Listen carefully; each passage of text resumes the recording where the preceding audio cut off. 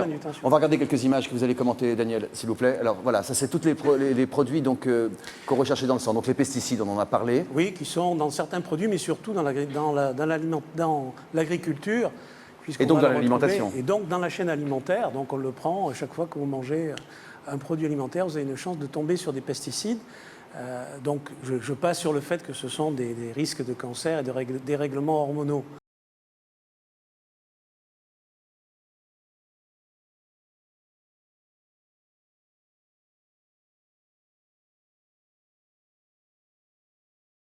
Si vous voulez bien, Jean-Marc, je vous écoute. Alors en fait, il faut savoir que le réchauffement global ne se manifestera pas partout de la même manière. Et il y a quelques grandes règles qu'on va retrouver dans la manière dont la planète se réchauffe. Ça va monter plus vite au-dessus des continents qu'au-dessus des océans. Ça va monter plus vite au-dessus des pôles qu'au-dessus des tropiques. Et ça va monter plus vite dans l'hémisphère nord que dans l'hémisphère sud, parce que l'hémisphère sud est plus océanique que l'hémisphère nord.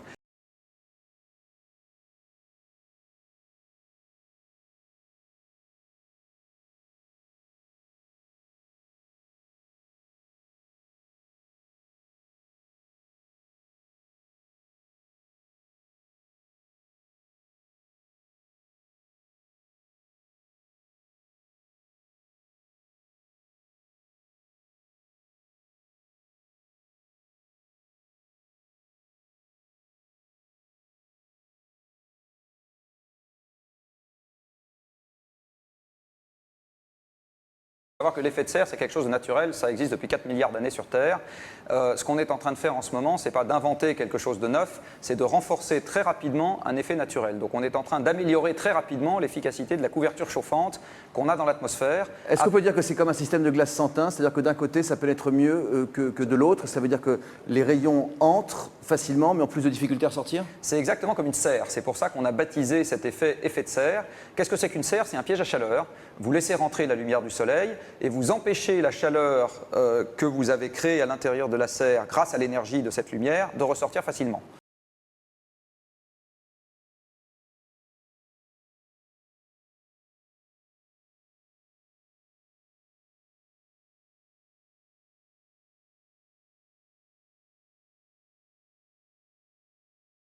Autre infographie, alors sur ce qui renforce, ce qui accélère l'effet de serre, les activités émettrices de gaz à effet de serre en France. Alors, comme vous allez le constater, c'est malheureusement tout ce qui fait notre monde moderne.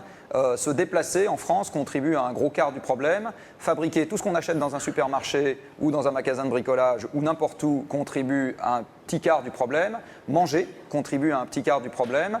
Et habiter quelque part contribue à un petit quart du problème à travers le chauffage. Absolument.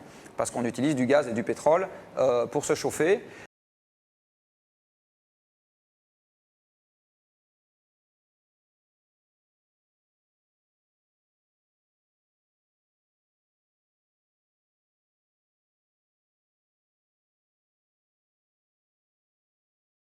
Par pays maintenant, qui pollue le plus? Alors si on regarde par pays, et surtout la question intéressante, c'est combien est-ce qu'on a le droit de polluer si on ne veut plus perturber le système? Alors ça se calcule en tonnes tonnes de CO2 par an et par personne.